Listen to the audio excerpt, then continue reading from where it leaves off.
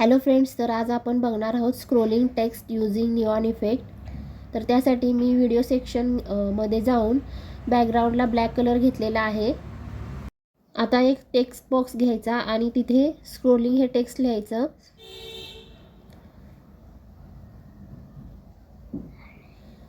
याचा फॉन्ट मी लिक्स पार्टन घेत आहे. फॉन्ट साईज इन्क्रीज करत आहे. इफेक्ट्समध्ये जाऊन मी हॉलो इफेक्ट्स घेत आहे, थिकनेस कमी करत आहे.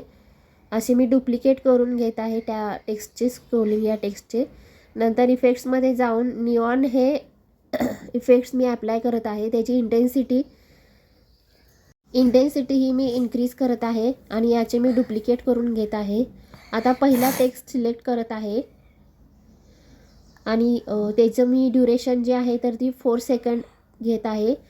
नंतर दुसरा टेक्स्ट घेत आहे आणि त्या दुसऱ्या टेक्स्टवरतीही सुद्धा 0.4 हे मी ड्युरेशन अप्लाय करत आहे.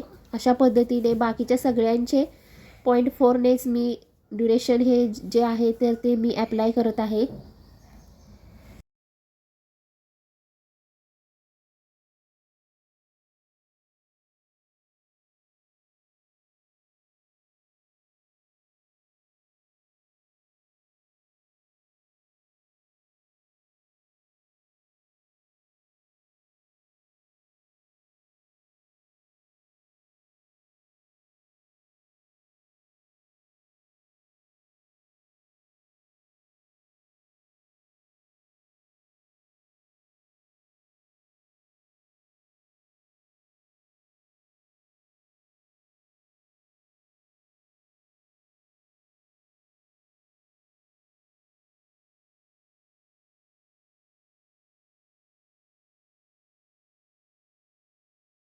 आता व्हिडिओची साईज जी आहे तर ती मी कमी करत आहे.